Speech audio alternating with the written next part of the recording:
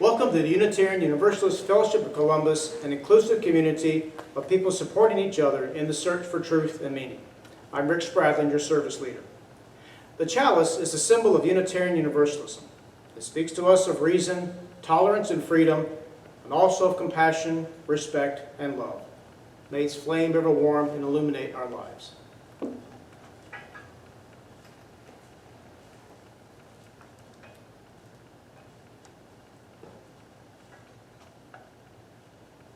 I'm happy to announce this morning that we have a new member, Chrissy Smith, who is joining our fellowship. Joining is very simple, Chrissy. All we need for you to do is just to sign the membership book. That's really all it takes. The challenge is living the 7 principles, but I think that's a challenge that you'll find rewarding. One of the ways we proclaim the vitality of our fellowship is through sharing brief and personal joys and concerns. I'll start by lighting a candle for the unspoken fears and concerns that we are feeling these days.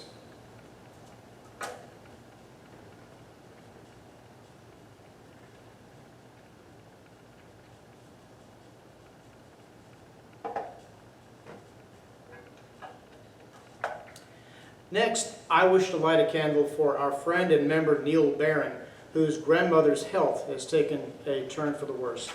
So this candle is both for Neil and for his grandmother.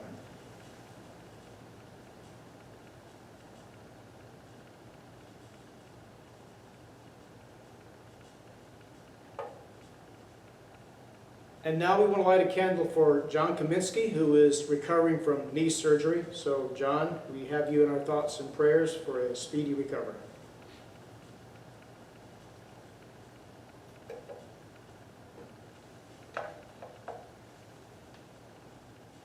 If you have any joys and concerns that you would like for us to share, please email those to our President, Hal Majette, or to our office administrator, Brenda Stevens, at UUFCGA@gmail.com. Now let us once again affirm the 7 principles which sum up the core values that Unitarian Universalists congregations support and promote. Number 1, the inherent worth and dignity of every person. 2, justice, equity, and compassion in human relations. 3, the acceptance of one another and encouragement to spiritual growth in our congregations. 4, the free and responsible search for truth and meaning. 5, the right of conscience and the use of the democratic process in our congregations and in society at large. Number 6, the goal of world community with peace, liberty, and justice for all. And number 7, respect for the interdependent web of all existence of which we are a part. And now for our celebration of life toast. If you have something to drink, you can share, just use that along with us, or toast in spirit. We celebrate life. We celebrate life with its beauty and its pain. We lift these cups in tribute to the achievements of human minds and hands and in sensitivity to the frustrations of misfortune and heartache. Not fixing blame or credit for the outcome of chance, sensing the risk, savoring the joy, sharing it all. Knowing of the certainty of death and remembering the value of each moment, we drink our toast of celebration to this time, to the future, to each other, to the throbbing of the earth and sea and sky with life. Together, we drink this toast in celebration of life.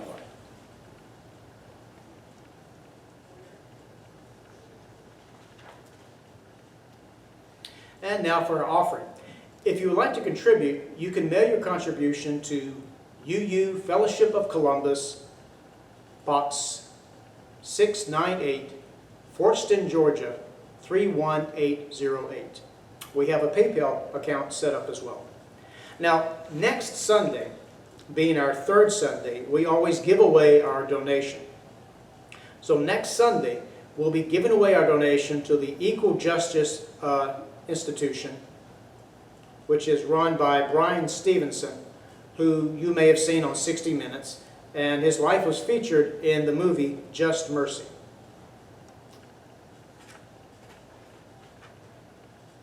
Now, if you're listening to this, chances are you're a Unitarian Universalist, or you at least have a friend who has shared this video with you. So trying to convince you that white privilege exists is like preaching to the choir. Unitarians and Universalists have been arguing for the equality of all Americans since both our denominations were founded.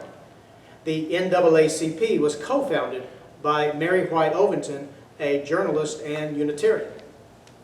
25% of all Unitarian ministers took part in Martin Luther King Jr.'s march in Selma. So when the national conversation turned to the notion of white privilege and does it exist, we looked at it as a no-brainer. It was like asking, does it ever snow in Alaska? But if you're like me, you have friends and family who find the notion of white privilege to be both insulting and nefarious. Karen and I know of a retired Phoenix City teacher who is thoroughly convinced that it's a leftist plot to stir up racial hatred and further divide Americans. I know it's difficult to find someone, to get someone who feels that way to come to the table and have a meaningful conversation about race. But if we follow our first principle, the inherent worth and dignity of every person, that calls on us to see that dignity even when we have completely different ideologies. So why do so many people deny the existence of white privilege? Well, as with most disagreements that people have, we're speaking the same words, but we're using completely different definitions. Most Republicans define white privilege as the belief that simply being white will always give you an advantage over a minority, no matter what. A popular example used to show the absurdity of white privilege as they define it is to consider the likelihood of success of a child born into a stable family where both parents earn six-figure incomes and the child is black, the family is black, and compare that to a white single mom who now has a child even though she has a meth addiction and she's living below the poverty level. They'll then ask you to name the advantages that the poor white child has over the rich black child. Now, when you can't name any advantages, the argument is considered over and won. Now, the problem with this example is that it's an illustration of the advantages of wealth and class, not race. In order to make a fair and accurate consideration of white privilege, all other factors need to be at least close to equal. And that's how those who believe in the existence of white privilege usually frame it. A better illustration would be to consider the experiences of Steve Majors. He's a nonprofit communicator and writer who lives in Maryland. And he wrote an article for the Washington Post recently, just dated June 11th, 2020. And it's titled, "I'm a Black Man with White Privilege." Steve was raised by his black mom along with his other siblings, but he had a different father than the rest. He had a white father, which gave him a complexion so light that he appeared to most people to be Caucasian. So his economic situation, his early education, his neighborhood growing up was the same as all of his siblings. The only difference was his skin tone. The advantages that he describes in his article, better treatment from strangers, more lenient treatment from police officers, more encouragement from teachers, would make a better study than comparing the lives of a wealthy person and a poor person. In my experience, one of the hardest things to do is to explain white privilege to a white person who grew up broke. White privilege doesn't mean that whites don't struggle. For many whites in America, their childhood was spent experiencing frigid winters without heat or running water, making ramen noodles in a coffee maker with water from a public restaurant, living in a camper year-round while using a relative's apartment as their mailing address. For people growing up under conditions like that, race is not enough to overcome class, not enough to overcome that level of poverty. That's why any talk of white privilege that doesn't take class into consideration can be meaningless. White privilege means that being white in America carries considerable advantage when all else is equal. The majority of arguments against the existence of white privilege confuse race with class. Now, to be fair, even Peggy McIntosh's famous book on white privilege, which is so often quoted by proponents of white privilege, also lists many attributes that are actually class and not race. For example, she writes, "If I should need to move, I can be pretty sure of renting or purchasing housing in an area which I can afford and in which I would want to live." Well, that doesn't really apply if you're poor, of any race. But where the benefits of being white can help the poor is in the increased likelihood of finding sympathetic white employers willing to take a chance and hire you, given that there are more white people in America to begin with, and therefore more white-run businesses. From tolerance.org, we see, the ability to accumulate wealth has long been a white privilege. A privilege created by overt systemic racism in both the public and private sectors. In 2014, the Pew Research Center released a report that revealed that the median net worth of a white household was $141,900. Whereas for black and Hispanic households, that dropped to $11,000 and $13,700, respectively. And the great equalizer of education does very little to change that gap. Research found that the median white person who went to college has 7 times more wealth than the median black person who went to college, and 3.9 times more wealth than the median Latino who went to college. Nor do they close the gap when they work full-time or when they spend less and save more. The gap relies largely on inheritance, wealth passed on from one generation to the next. And that wealth mostly comes in the form of inherited homes with value. When white families are able to accumulate wealth because of their earning power or home value, they're more likely to support their children in early childhood, helping with expenses such as college education, first cars, and first homes. The cycle continues.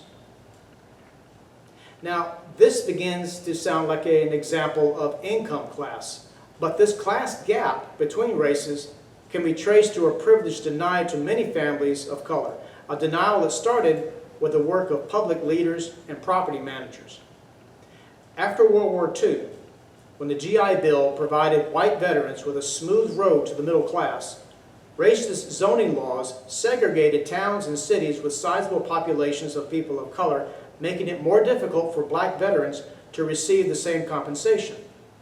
See, in order to get a VA-backed loan, you first have to find a local bank that will approve the loan. If you lived in a zone that had been redlined as a poor investment area, or even near such an area, the bank could turn you down. And many of the new suburbs, which were built after the war, were zoned whites only.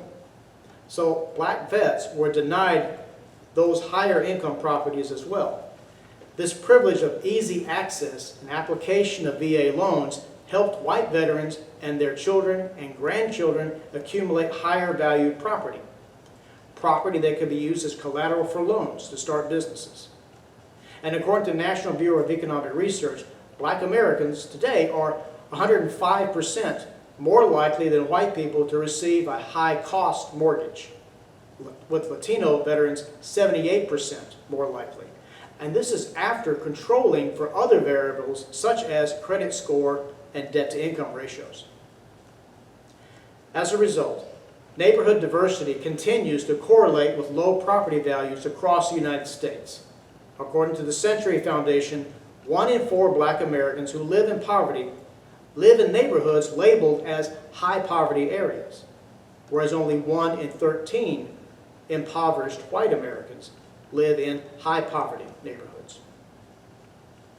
And when it comes to finding a job when you have a criminal record, we still see a stronger tendency for white applicants to be more likely given a second chance. In a University of Wisconsin study, 17% of white applicants with a criminal record got a callback from an employer, while only 5% of black applicants with a criminal record got callbacks. So the idea of white privilege isn't based on liberal guilt or some leftist plot to stir up racial hatred. It's based on disciplined research that takes into account other variables such as class and income levels. Now, my own family, I know that we have benefited from that white privilege. Most of my friends that I grew up with, their fathers were in Korea. Well, my father was in World War II. My mother was 40 when she had me. And my father was the first person in our family to ever go to college, and the only reason he did was because of the GI Bill. He wouldn't have been able to take advantage of that had he been a black veteran. First, you have to have finished high school. Not all high schools back then went to the 12th grade. My mother's high school only went to 11th grade, and it's very hard to find a black school back then, education being segregated then, that had a 12th grade to prepare them for college. And once you got money from the GI Bill for education, you had to go to a school that would allow black students. Many of those were impoverished, which limited the type of programs that you could study. So when we try to talk to our friends on the other side of the political aisle, we need to listen without judgment. And when they give examples of why they believe white privilege doesn't exist, listen for scenarios that contain variables other than race, and remind them that white privilege doesn't mean whites have it easy. It only means that a minority in the same situation would have a little more to overcome. Thank you for listening.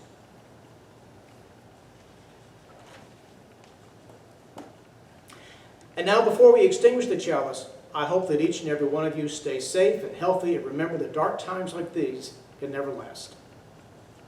We extinguish the chalice here that it might glow gently in our hearts as we leave this place.